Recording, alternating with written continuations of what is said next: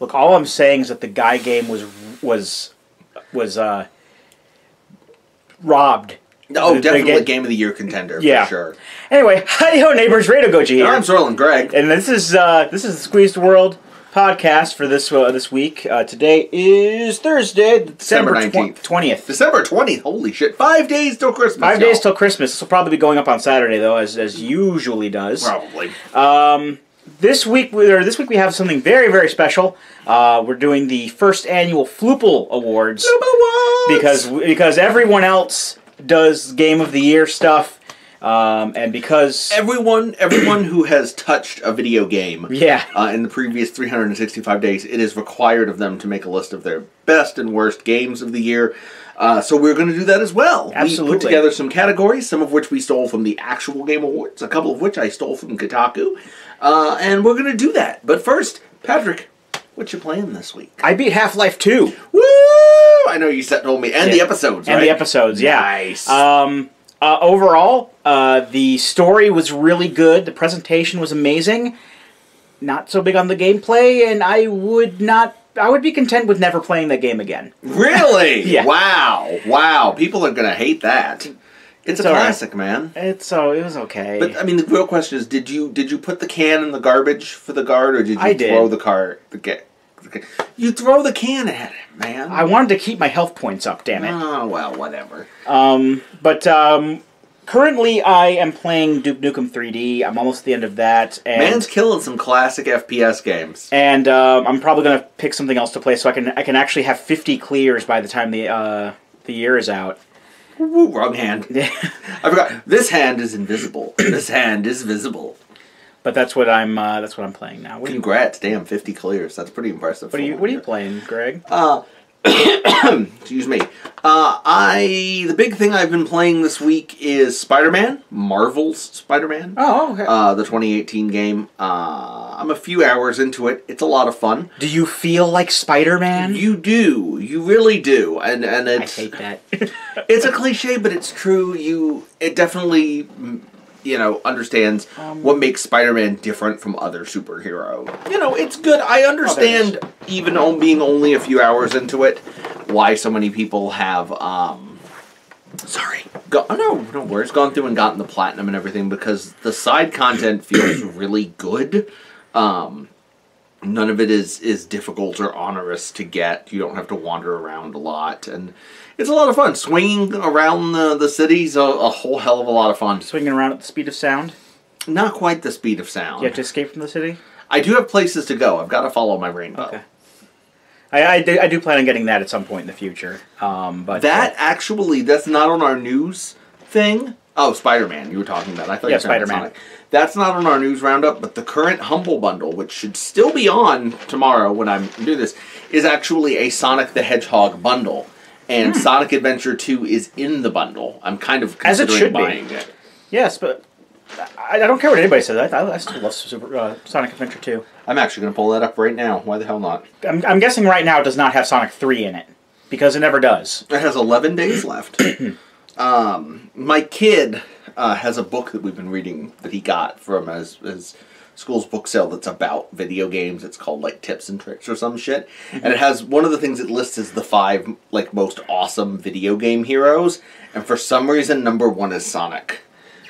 And number 5. Yeah, but the really weird thing is that number 5 is Crash Bandicoot.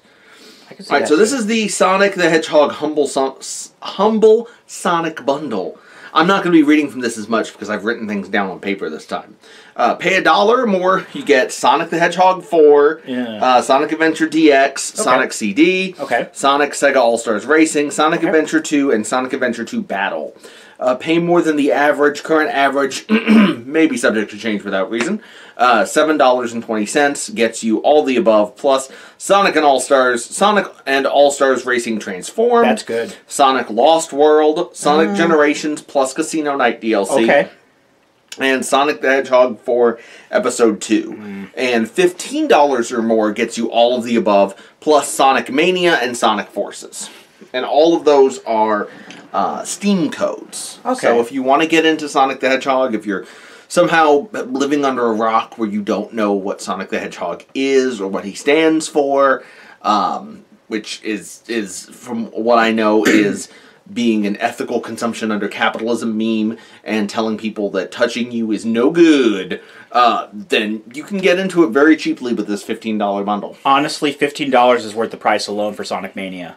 Probably. Honest, from what I've seen of Patrick playing it, it really is. It's I mean the only really crappy things that you read off were like Sonic Forces and Sonic 4 and there's always some crap in those humble Sonic bundles. 4 is kind of iffy, but like everything else is good. Yeah, that's a damn good humble bundle, honestly. I haven't seen one that good in a while. That's not bad. So yeah, news of the week. I don't have pre-prepared notes, so I'm just gonna talk. Nearly a month prior to its release date, Kingdom Hearts 3 has leaked. Kingdom Hearts is on the internet. Not downloadable on the internet, but no, it's physical copies of the game. Physical copies have been sold up to, I believe, something like 25 copies were sold by a third-party vendor in North Carolina or something like that. I have not been able to get my hands on a copy. I'm amazed that it is out so soon. But Tetsuya Nomura has said that even if it is out currently, the ending and the special ending apparently are to be added in the Day 1 DLC. Not Day 1 DLC, the Day 1 patch. Okay. So even so, if you get it, you won't actually be able to see the ending, which I'm sure will be very serious and not, schmaltzy at all. What do we think about this? I think it's... first off, how did this happen? I'm not sure exactly. It's like 6 weeks in advance. That there's never been like physical leaks like that early, especially for a game like this. I mean, they've been working on it for so long. I guess, but I do think it is a nice shot in the face to them that they can't get the ending until the that is a release good date. little kick in the pants. But I mean, to be serious, I mean, how long is it going to take you to beat Kingdom Hearts 3 anyway? Aren't those games tend to be fairly long? Yeah, I played the first one, and even just kind of rushing through, it still took me like... Well, I mean, it wasn't too long. It took me like 20 hours, maybe. I feel bad for them. They're going to have to play without the Day 1 patch, all the optimization fixes and all that. I'm reminded, like, what if it... Like, I haven't heard anything about it. I don't think there are major plot details floating around on the internet yet, just because of so few copies, but... Yeah, all I know is that is from some of the properties that are in there that were already, Oh, yeah. Like, Toy Story's in it, Frozen's in it. I think Frozen's in it? I think Frozen's in it. Oh! Yes, Big Hero Frozen 6 is in it. Big Hero 6 is in it. This is how I know you don't have, like, a young child. You're not sure if Frozen would be in the new Disney game. Monsters, Inc. is in it. Yeah. And they're bringing back Pirates of the Caribbean. Are they bringing back Song of the South? Are we going to have a Zippity Doodah Land with casual race? I hope so. Oh my god, that would be wonderful. I mean, no, it would be horrifying, but it would be pretty fucking funny. Yeah, I was thinking, like, what if it's a bomb, though? Like, I'm reminded of the guy who paid, like, $300 to a scalper to get No Man's Sky, like, 3 days early and stream it on the internet. And how, like, hilariously, like, disappointed that poor bastard was. That's always a risk when you get one of these games early. But at least with No Man's Sky, it turned into a good game over the course of a couple of years. Arguably, yeah. But yeah, so Kingdom Hearts 3. Are you going to be picking up Kingdom Hearts 3 now that you've beaten Kingdom Hearts 1? You haven't beaten Kingdom Hearts 2 yet, right? No, I'm going to be playing through all the other Kingdom Hearts games before I even think about getting 3. And I'm really not playing all of them like in a row or anything like that. I was going to, but then I decided not to because I got... There's so many of them and they're so ridiculous. Well, no, it was I was fully planning on doing at least the first like compilation disc for the PS4, and then I got stuck on the final boss and had to. My friend Jordan helped me get past him, and I'm just going to hold off on the rest until later. But I don't know that I'd admit I can't beat the final boss. I had to have a friend help me. That's a gamer crime. Okay, you've committed a gamer crime and you're going to gamer jail, where you can play nothing but Candy Crush. That's not a thing. And Kingdom Hearts 3. I don't know why. Kingdom Hearts 3 without playing anything else. Exactly. You're going to be so lost. You can only play the first Kingdom Hearts and it's on a PlayStation 2 emulator that is running on like a Pentium 4. And also sometimes it'll just just cut over to like The Sopranos Road to Respect. Excellent. Yes, that's the only game you're allowed to play now. It's the Road to Respect. Check out our Let's Play of The Sopranos. Check out our Let's Play of The Sopranos Road to Respect. It's one of our best Let's Plays in my personal opinion. So what's next on the news this week? Fallout 76. Again. And honestly, I could just say Fallout 76. A couple more train cars have whizzed on by and are joining the smoldering train fire that has been Fallout 76. I cannot remember the last time I've gotten this much entertainment value out of a game that I did not buy. Patrick, what's going on with Fallout 76 this week? Well, data miners have kind of looked into some things. As data miners do. Now, something important to note is that the folks over at Bethesda have said that we're not going to have like pay to win loot boxes or DLC. In fact, they even went out to say that the card packs you get aren't loot boxes, even though they are. Okay. But see, they're not loot boxes because they're not boxes. But you know what are boxes? Lunch boxes. If you've played Fallout Shelter, you'll know that there are lunch boxes that you can buy in the game. I mean, it's a free to play mobile game, so that has those kind of microtransactions in them, and they'll have things like weapons and people for your shelter and stuff like that. Okay. And data miners have found evidence that they will be adding these kind of lunch boxes to Fallout 76. As well as options to buy these lunch boxes on the online store. Your scientists were so busy asking if they could, they never stopped to ask if they should. So, once again, a major developer has lied to everyone, saying that, no, there's not going to be this thing, and then they make this thing happen. There was the other thing with the sales. They also this week have several holiday sales going on Fallout 76. If for some reason you want to give Bethesda even more of your money for purchasing that shit pile, but as people have pointed out, they are selling a package of holiday emotes. They're essentially a big pack of emotes, and they're all holiday themed, which whatever. Yeah. But it's being sold for 33% off.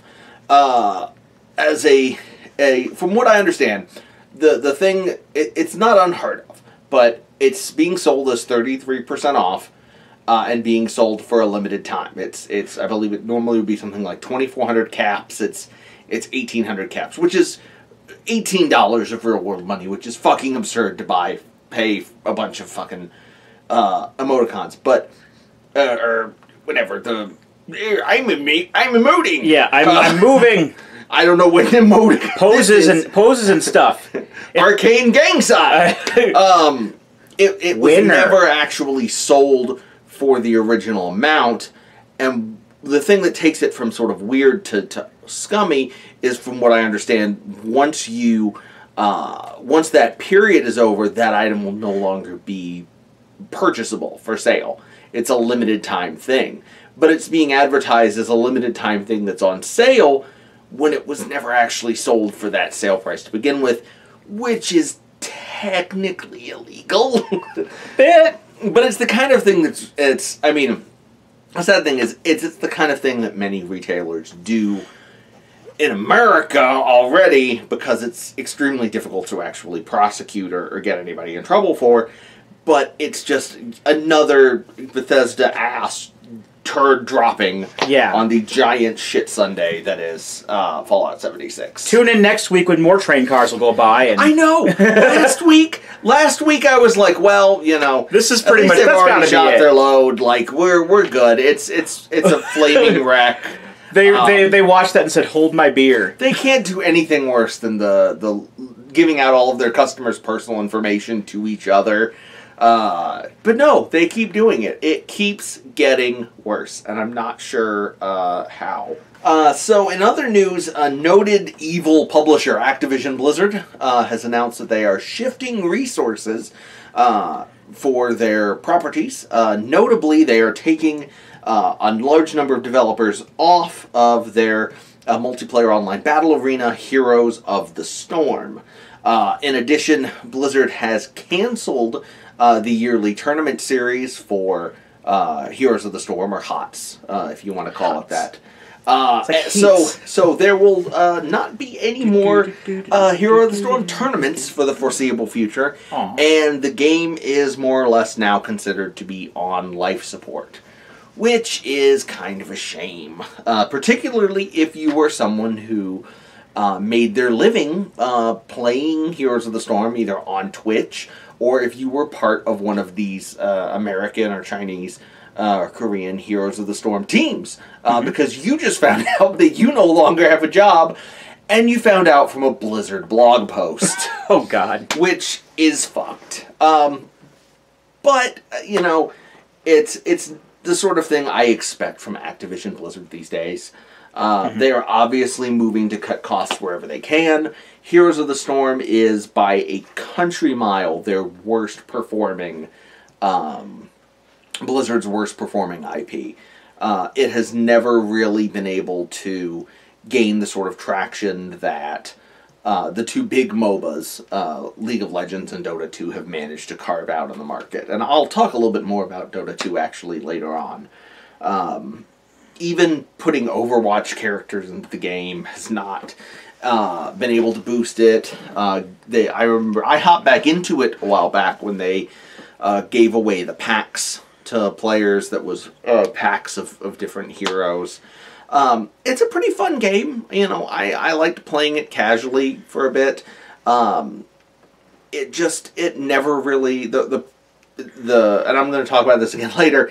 They had the sort of the entrenched competition problem with there already being large competitors in the market, and it just fucking sucks because Blizzard's evil. Sorry, go ahead. Yeah, I never really pay attention to that kind of stuff. I don't play MOBAs, so I don't really keep up with like League of Legends or anything like that. But it's huge. Oh, I know. It's like the biggest game in the world, particularly outside of the United States. Sorry, someone I don't know was trying to call me. That was probably a telemarketer, or an asshole, or a wrong number.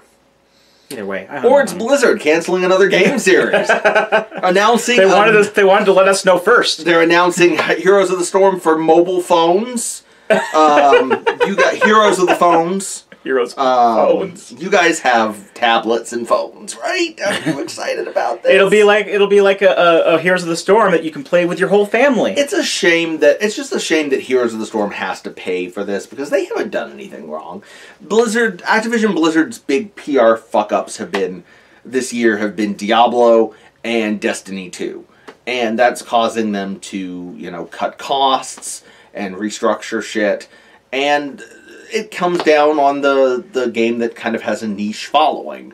Again, Heroes of the Storm probably not going to actually shut down anytime soon. It's probably going to still be running for years. But in terms of content updates, new heroes... That's not going to happen. That kind of thing, not going to happen from this point on. So if there was a particular Blizzard character who isn't in the game yet that you were hoping would get added to the game, that's not going to happen. And what else were we going to talk about? Oh, I'm not even, I don't know why we're talking about this, but people, just in time for Christmas, Spooderman. Insomniac is adding the Sam Raimi Spider-Man movie suit to Spider-Man. It wasn't in Spider-Man. You couldn't have the Tobey Maguire suit from the movies. And now you can, if you really want to pretend that you're Tobey Maguire while you're playing Marvel Spider-Man. I think which is fair because all the character models in Spider-Man are really fucking ugly. I'm sorry, it's a good game, but all the characters are fucking ugly as shit. I think the reason I brought this up was because, I don't know if it was last week or something like that. Oh, yeah. There were people who had noticed that the Raimi suit wasn't in the game at all, even though they had all of these other representations of other things from the comics and other movies and whatnot. They've got all kinds of frickin' suits in that game. And they were complaining that because they were saying, like, you know, Insomniac is saying that they're listening to us, but this suit isn't in the game yet, even though a lot of people want it. And then a representative from Insomniac, I don't remember who, said that, yeah, we are listening, but just because we're listening and we can hear you doesn't necessarily mean that we're going to be able to do something, every single thing that you want us to do. Yeah. And, I mean, the way that they put it was kind of douchey a little bit. But they have a point. But now... We want Videodrome. Give us Videodrome. But now all of a sudden, just like the Raimi suit, out of nowhere. So I guess if people cry enough... I'm just saying that you've got to give the people what they want, and television is more real than reality, and long live the new Flesh. Long live the DLC Flesh. I don't want that gun to kind of You don't want the vagina stomach? No. The gun? No, when the gun was kind of like merging with his hand, I was grossed out by that. That'd be oddly enough, that's the suit I want in the Peter Parker Spider-Man. What I want the James Wood vagina stomach with gun hand. I want to go up to fucking the criminals in New York who are doing like 12-12 or the mugging in progress in Chinatown and swing down and be like, long live the new Flash. Oddly enough, that would be fucking for a David great. Cronenberg film, that was the only part that grossed me out. That's fair. It's a great film.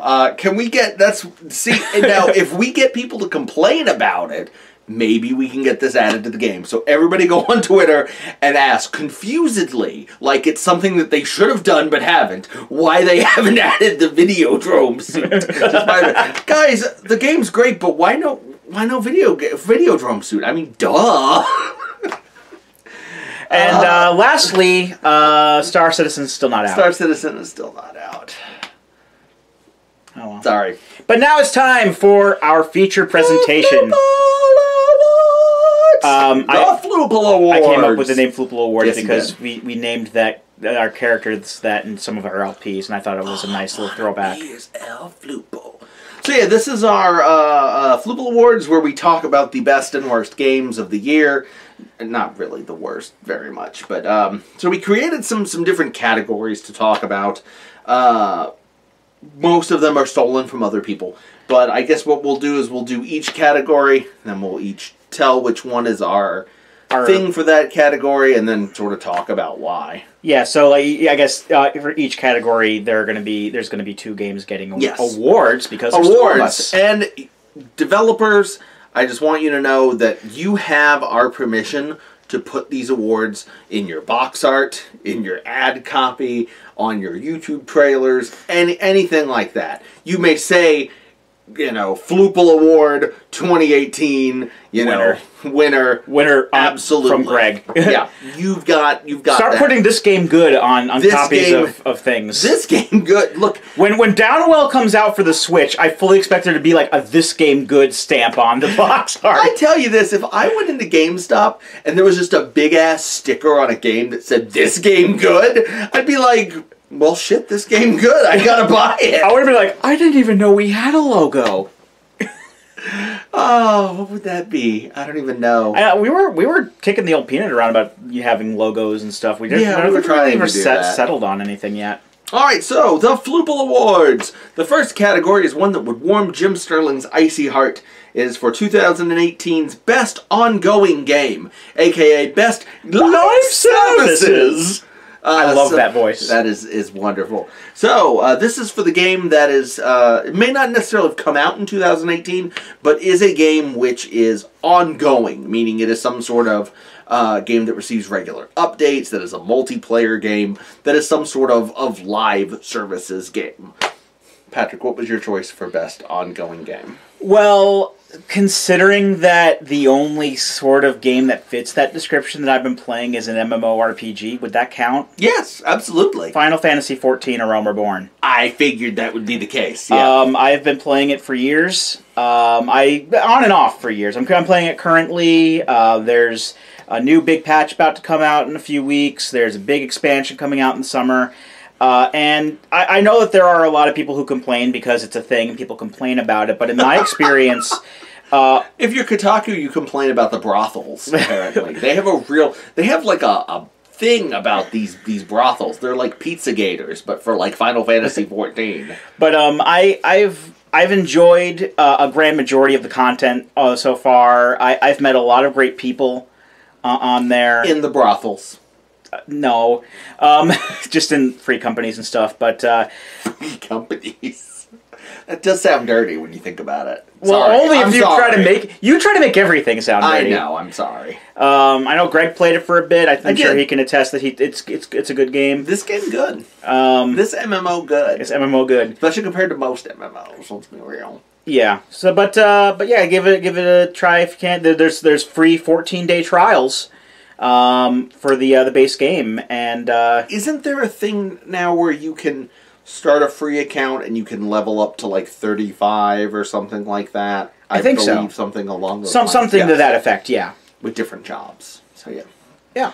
So my best ongoing game, anybody who knows me probably wouldn't be terribly surprised by this. In my opinion, the best ongoing game of 2018 is Warframe.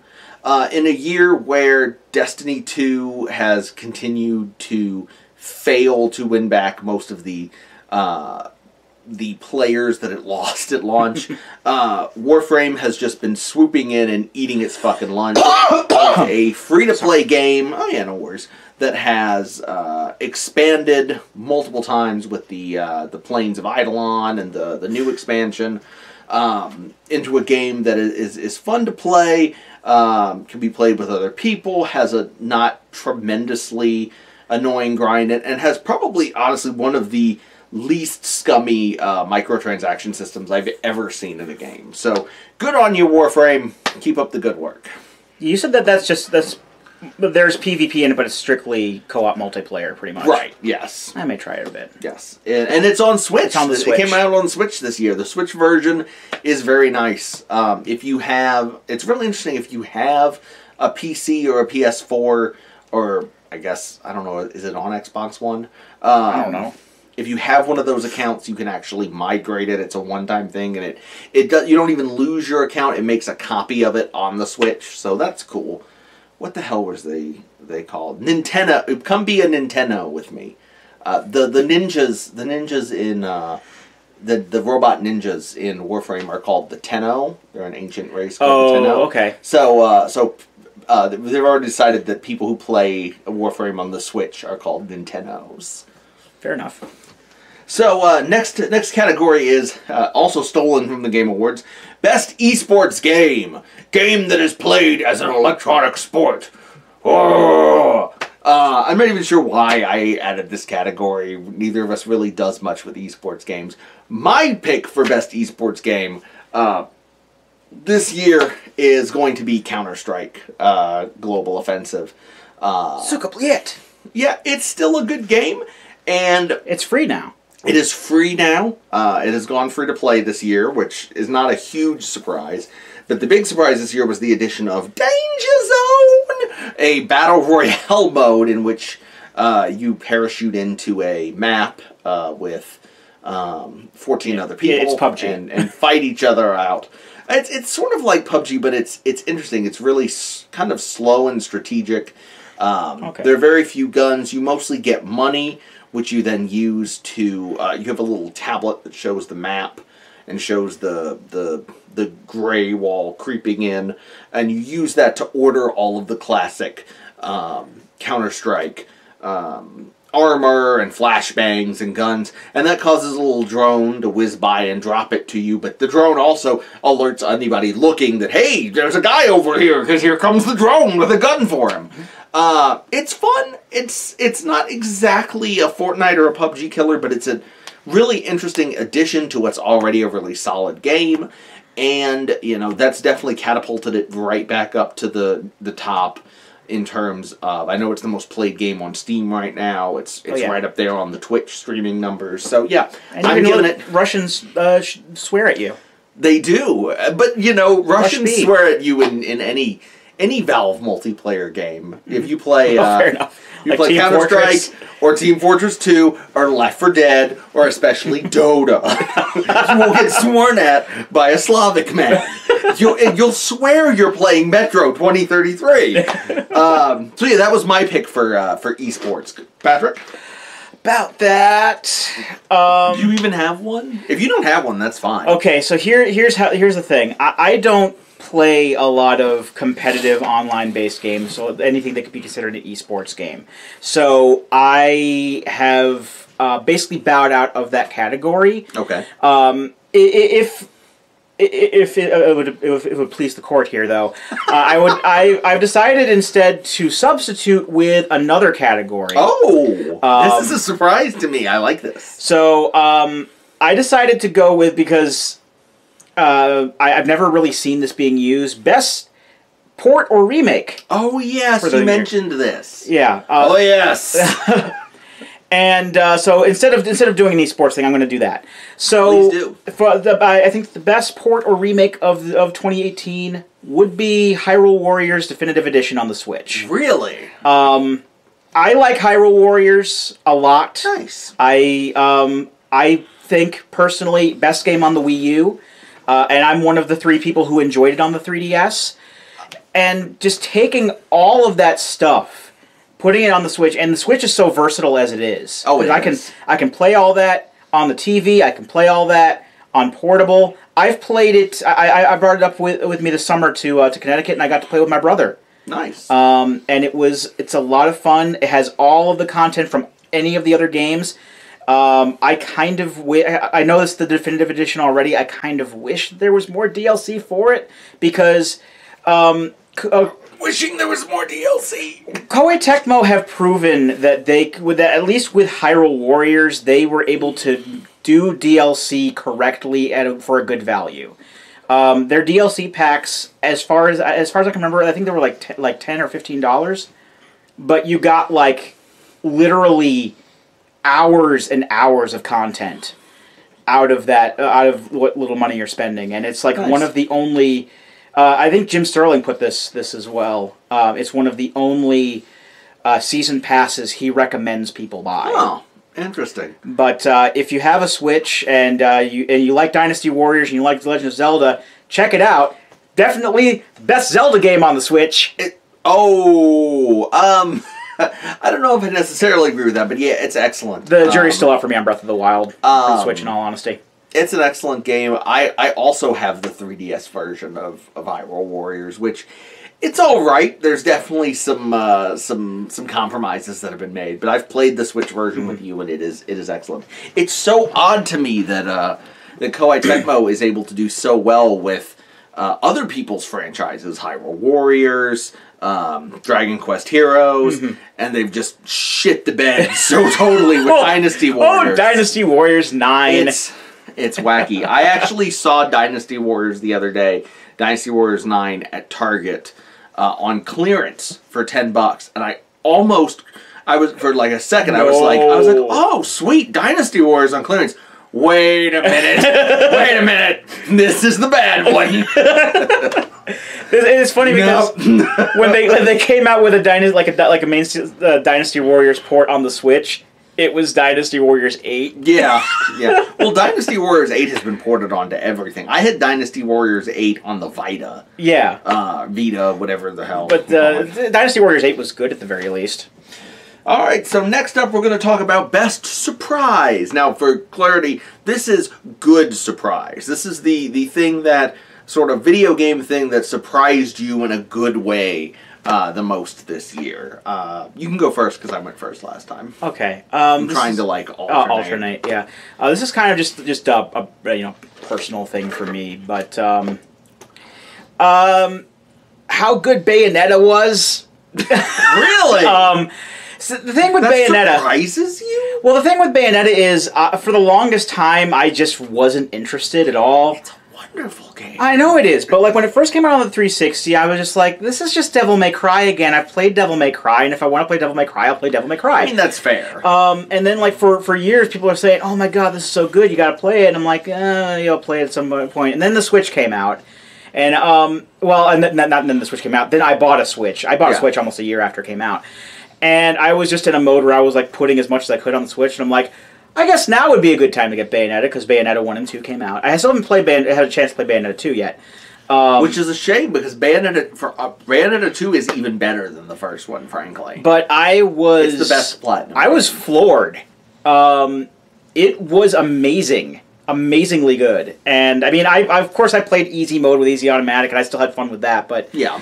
I didn't expect to be as over the top as it was. Oh, it's glorious. And now that I know, I mean, seeing that and other games that Hideki Kamiya has done, like Wonderful 101, you know, I just kind of associate that over-the-topness with him now, and also being an asshole on the internet. Yeah. But, yeah, if you can keep making games like this, I will ask my mom as many times as you want me to. Yeah. Oh, yeah, absolutely. What was it? We need the virtual console and a D-pad. Oh, yeah, and a D-pad. Well, one of those things happened. Or no Bayonetta 3. I guess Bayonetta 3 is not coming out because Bayonetta 3 comes out. When are we going to get to see some Bayonetta 3 footage? Well, when there's a virtual console, even though Reggie was like, "There's not going to be a virtual console. You have that online Switch with the NES games. What more do you want?" Let's not. Let's not. We should have talked about the NES controllers, but that's okay. I didn't get them. They look really cool, and they work with Shovel Knight. So my biggest surprise this year. In a good way. It's always a surprise when a game comes out without any warning or particular fanfare. Even more so when it happens to be the follow-up to one of my favorite games of all time, Toby Fox's Undertale. Toby Fox... Oh, yeah, there we go. Sure. Nice. I'm literally, like... Oh, my God, the cringe. I'm literally... No, you want to hear cringe? I'm seriously thinking, like, if I get a tattoo, if I get, like, the quotation mark tattoo, and it doesn't, like, hurt too terribly bad, I'm legitimately thinking about getting the Deltarune as, like, my second tattoo. That's how much I fucking love Undertale. And Deltarune! The game that came out with 24 hours warning, like a month and a half ago? Deltarune yeah, something like that. Is a completely free... stealth release from Toby Fox that is much like Undertale, has the same characters, but is all rearranged up. It is a wonderful game. It's a completely natural evolution from Undertale in terms of its battle system, its music, the soundtrack. I know you don't look at Facebook. I posted my top 10 albums of the year this year, and the Deltarune soundtrack was on there. Because I think since it's come out on Apple Music, I've listened to it a lot. It's wonderful. And it's just a great game. Even it's not a tremendously long game, being that it's free. It is the teaser for a much longer work that hopefully will be out sometime soonish. Work like the wind, Toby Fox. But however much you need to charge for that, I'm down. It was just a little ray of sunshine in my... It was a happy little flower that sprang up from the ground. And became your best friend. Right when I needed it. Yes. But, you know, in every life, as there are wonderful surprises, there are also heavy, crushing disappointments. And this award is for our biggest disappointment of 2018. Who went first last time? I did, so you okay. Go first. You know, in terms of biggest disappointment, I'm going to go a little bit personal on this one, because obviously there were some high-profile disappointments. Fallout 76 being garbage, Battlefield 5 being terrible. But for me, there was I'm kind of old school. You can see that I'm an older guy. You know, I'm not a spring chicken anymore. And I remember when Valve coming out with a new game was like a really big deal. As we all know, the last game that Valve released was Portal 2, and now that you've completed Half-Life 2 and its episodes, you can join us in the wait for the Half-Life 3 game that will never, ever, ever come. At least in part because Valve this last month released Artifact, a collectible card game that is based on its mega-selling, you know, free-to-play MOBA, Dota 2. Yep. However, Artifact is not free-to-play. And as many people discovered when they purchased Artifact, not myself, I did not end up buying Artifact, but as many people discovered, once you pay $20 for the game and open up your 10 starter packs and get your cards, which you can then sell on the Steam market if you want, you have no way to unlock cards other than paying for them. I can almost get where they're coming from. The issue is that it is very easy to go and purchase the cards that you want on the Steam market, and it's much cheaper than, say, trying to collect a complete set of a Magic the Gathering expansion. The problem is it's not really judged against that metric. It's being judged against the metric of other digital collectible card games. And most of them are free to play. The thing that's absolutely baffling to me with Artifact, and yes, I thought about what I was going to say about this part prior to coming in here. The thing that's absolutely baffling to me about Artifact is that Valve has stepped in a trap that they escaped nearly a decade ago. Valve was trying to break into the mobile market. They acquired the Dota 2 license. They had what is called the entrenched competitor problem. They had somebody who beat them to the market, League of Legends, who was absolutely huge. And this is the same problem that developers ran into with MMOs when WoW was the hottest. They all ran out there and made an MMO thinking if we can get 5% of WoW's numbers, if we can get 5% of their player base to switch to our MMO, we'll have millions of subscribers. It didn't work because nobody wanted to play an MMO. They wanted to play World of Warcraft. So the way that Valve escaped that trap is they took the biggest pain point with League of Legends, the fact that they've got 1 trillion fucking heroes and you have to unlock each of them by either playing the game for an ungodly amount of time to get in-game gold, or by paying actual money, and they just made all the fucking heroes free.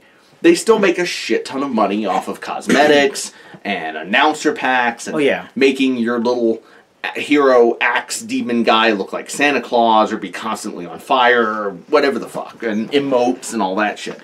And because Valve allows you to sell that back and forth and they take a cut of all of those, they make even more money. So, me being the naive idiot I am, heard that Artifact was coming out, heard that it had a $20 price tag, and assumed that they were going the Dota route. That you pay $20 for the game, and then all the cards are free. You don't have to grind for packs and hope that you open one and get the rare card. And that would have been an extremely powerful business model to do that, and then maybe have an expansion every 6 months that costs $10, but essentially sidestep the grind. Instead, they've completely erased the grind and replaced it with paying actual money for cards.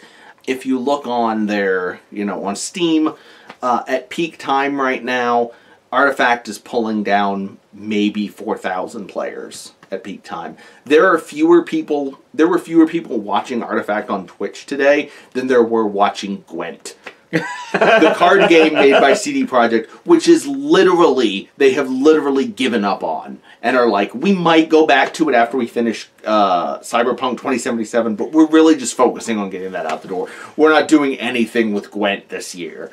So, the fact that Valve, the game company that used to be the game company, that has become the Walmart of games, released a game in 2018 that has 4,000 people playing it a day a month after launch is incredibly disappointing. So that was my rant about Artifact. Yay. Sorry, I spent like 10 minutes talking about that. That's fine. What was your biggest disappointment, Patrick? Usually if I look into something that interests me, I usually have a fairly good idea of how it's going to be. I'm fairly sure that I'm almost positive it's going to be like the thing that I want to play, and I'm just going to play it all through, and I'm going to have a good time the entire time. And that really, despite what I really wanted it to be, that really didn't happen with Save Me, Mr. Taco on the Switch. Save Me, Mr. Taco, for those who don't know, it's an indie game made by a Frenchman. I don't remember his name. It is a veritable love letter, as many of these indies appear to be, to the Game Boy. It is all in Game Boy palettes. There's like little borders you can make the Game Boy and stuff like that. It all pretty much is set up to play as like with a Game Boy's button layout. And it was really fun at first, but then I got quite a bit into it, and then I realized that this is just another one of those retro-styled indie games that wants to harken back to those days by trying to be as difficult as it possibly can. There's some points where you play as like alternate characters who are absolute trash compared to the character that you normally play as. The point I'm at right now is I have to beat a boss and then go through some stupid bullshit Metroid escape thing out of a volcano. Wow.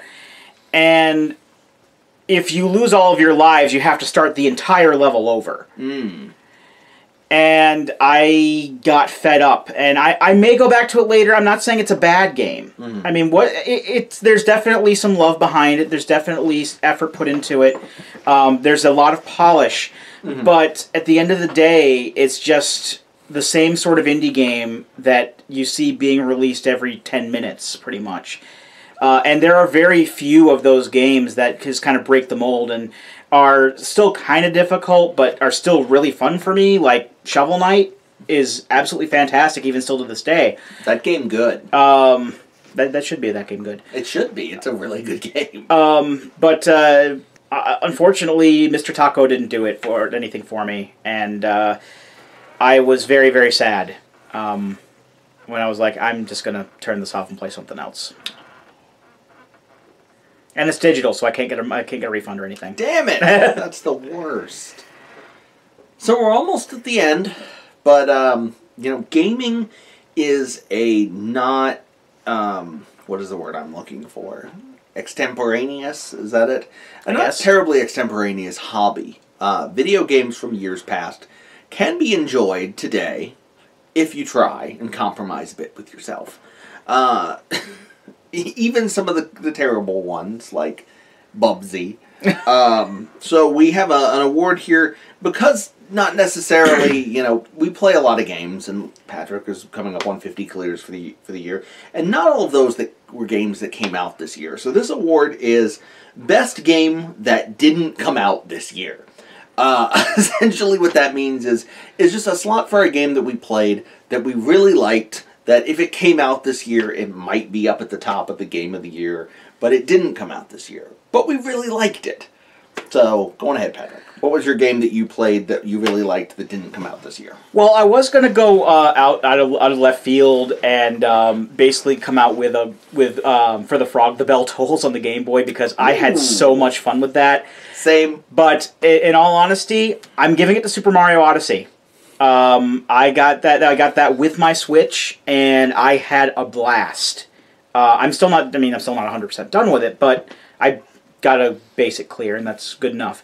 Oh, hell yeah. Just everything about it was fun to me. I liked transforming into different things. I liked the music was fantastic. Just bringing back another collectathon Mario game that didn't try to stray too far from that, because we had Mario 64, and since then the closest thing we had to that was Mario Sunshine, which was good but not anywhere near as good as 64.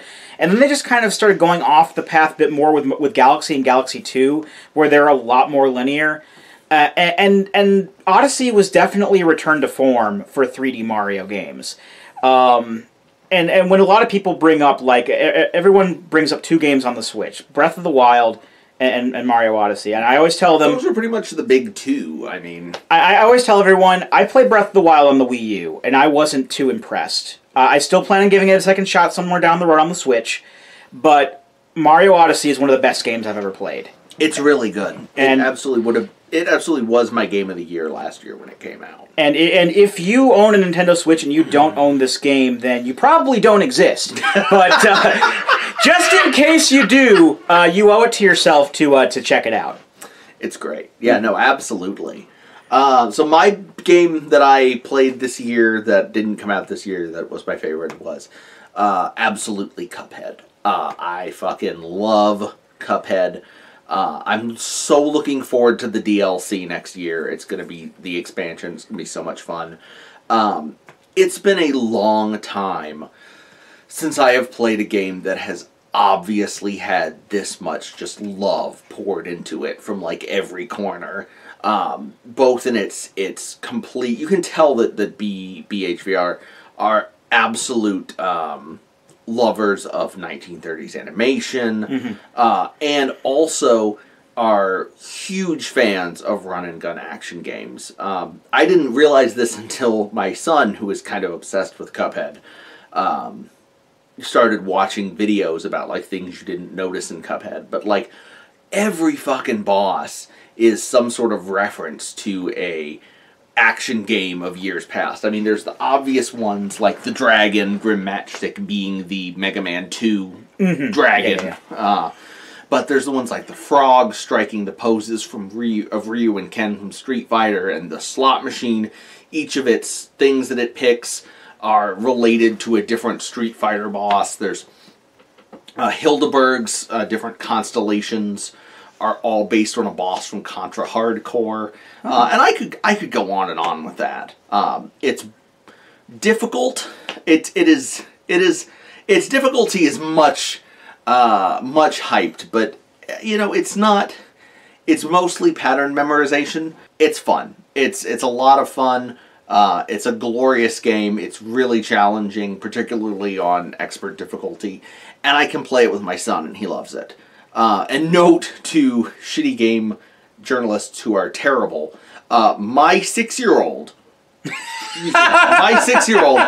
not only beat the tutorial in Cuphead, but he has beaten 3 of the bosses in Inkwell Isle by himself. He beat the vegetables, he beat Goopy Legrand, the evil Dragon Quest slime dude, and he beat Hildeberg, all by himself.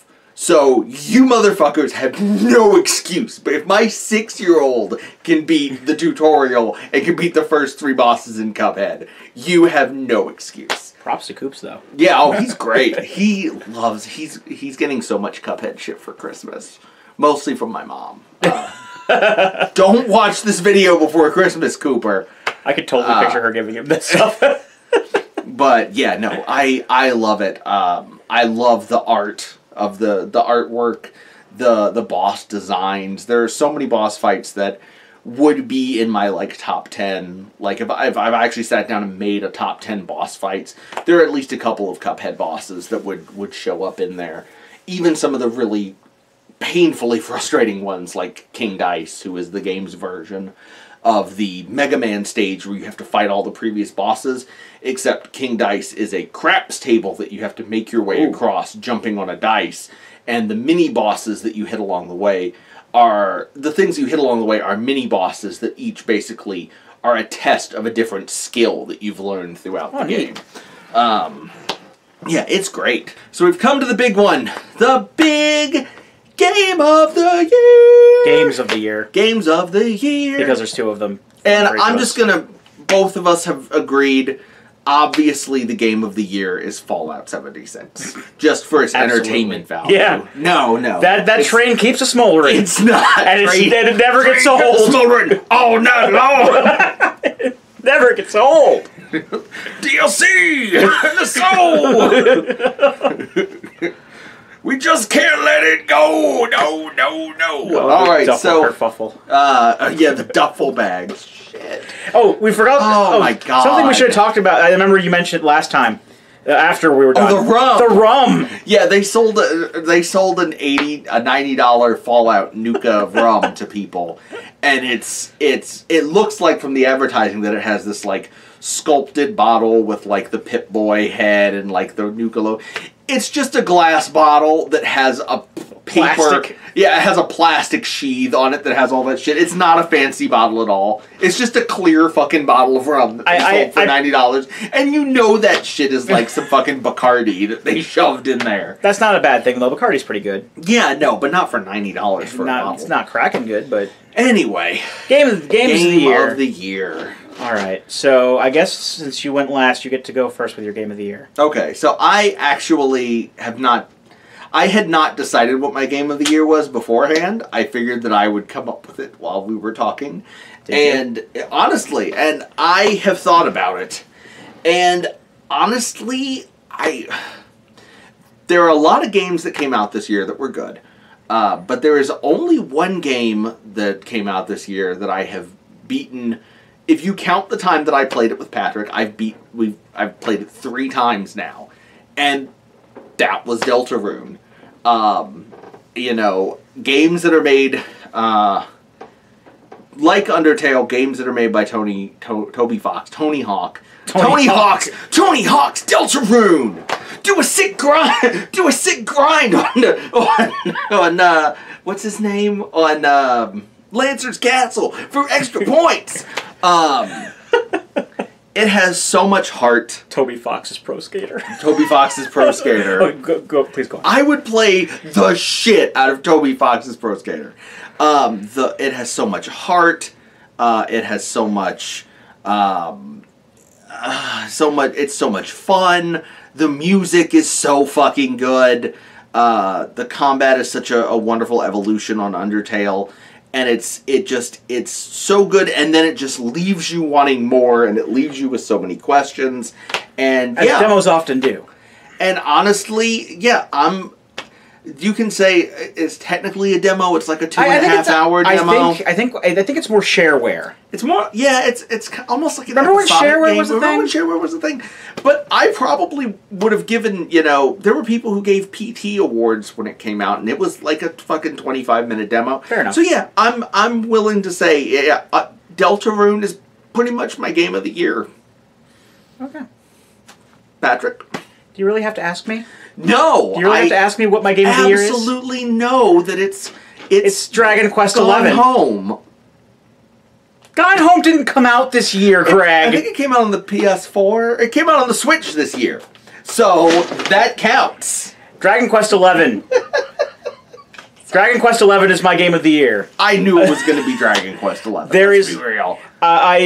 I played through that game and I'm like, there's nothing that can touch this for me. When I was initially coming up with Floopl Awards, my initial plan was to do like a top 3 or top 5, and my thought process was like, what's going to be number 2 through 5? Because I already know what number 1 is going to be, and that's Dragon Quest XI. It is pretty much. A lot of people say it's the best Dragon Quest game that's come out. And I can definitely see where they're coming from. I think the jury's still out on that because I haven't played a lot of great ones yet, like Dragon Quest VIII. Dragon Quest 3 was really good. Dragon Quest 4 was really good, but 11, it is a personification of what Dragon Quest is. It shows that you can stick with a formula year after year and still have it be good.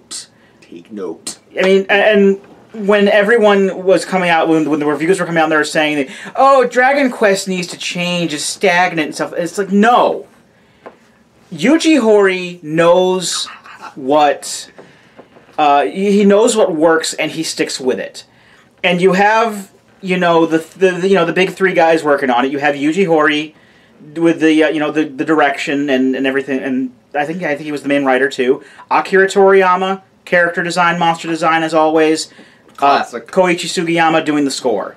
And while Sugiyama is a bit of an asshole, he makes good music. Yeah. I didn't know if you were going to bring that up. He has a tendency to be. He has some issues in his personal life. We'll leave it at that. But he does. He's an 80-year-old Japanese man. He is, and so he does make very good music. The score for 11 is very good, if a little bit bombastic at times. Well, that's just his style. Yeah. I mean, a lot of people didn't like the music in the game because it was the MIDI versions, because of how much of an asshole Sugiyama can be.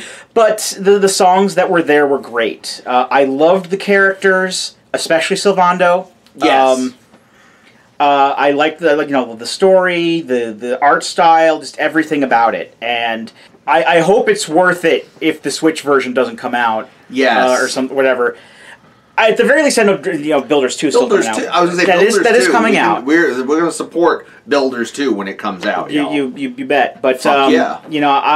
All the people who are waiting for the Switch version, that'll probably never come out because I don't know how if I don't know if 11 did well enough to warrant that. They would, because the Switch is just a license to print money right now. But they're missing out. Absolutely, you're definitely missing out, and. I mean, it's just one of those situations where I can't really bring up specifics on things that I like because I know if it's something I don't like, I can bring up like this is why I don't like things. But if it's something that I like this, it all just works. Yeah, and that's really all I can say about it. And you can be a fish.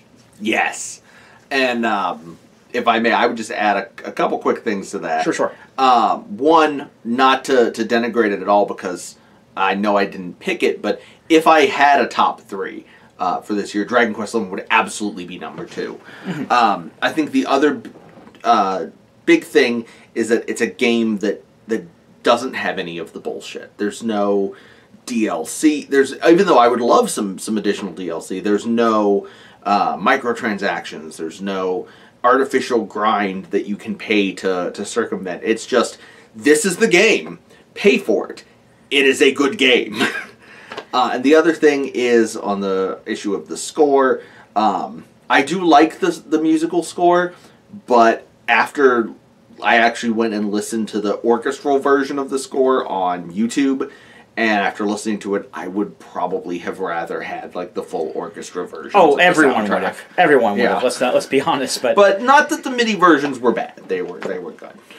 Yeah, but that's. I do wish it had that cool thing that the 3DS version did, where it has like the retro version. That's really cool. And why didn't they do that? Why didn't we get the 3DS version?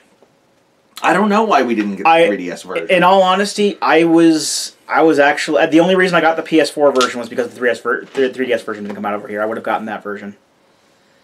Yeah, it's odd to me, because that's really cool. And you would think the main reason to not have the 3DS version over here would be that it would cannibalize sales of the Switch version, because they're both portable. Yeah. But... You know. But they're still working on the Switch version. Meanwhile, you can't buy my Game of the Year on the Switch, unfortunately. Yet. Toby Fox has mentioned... If Undertale's any indication, the Deltarune will probably Toby be on the Fox Switch has mentioned that he would like to do that at some point. He's not sure how, and that he's not sure when the rest of Deltarune will come out, that it will likely be in episodes, much like the first, but that he wants to release all of the episodes that aren't this demo one at the same time. So whatever it is, it will be released on Steam or whatever, the whole game all at once. And whatever price, I know, that was free. Undertale was like $20. If it's going to be $40, $60, fuck it, I'll buy it. It's wonderful. I love you. Fair enough. But I think that's it. So that was it. That was our time we got for tonight. And I would just like to say, as a closer, that there's one game that we will never be discussing on the Game of the Year Awards, and that's Star Citizen, because it's never coming out. Well, on that bombshell, let's go ahead and wrap this up. So join us next week for our final podcast of the year. Yes. And what we'll be looking forward to next year, and it'll be future looking. Future looking mostly. I'll probably also go over the games that I beat this year, because by then I should have 50 games beaten. And we can talk about the Big 50. That's awesome. The Big 50, and hopefully no huge news things will pop up to get in the way of that. But I'm sure there'll be no Fallout 76 news. Oh, I'm absolutely sure. Absolutely not. Nothing will happen. But until then, I've been Rado Goji. And I'm Soylent Greg. And we'll be here next time. Join us, won't you?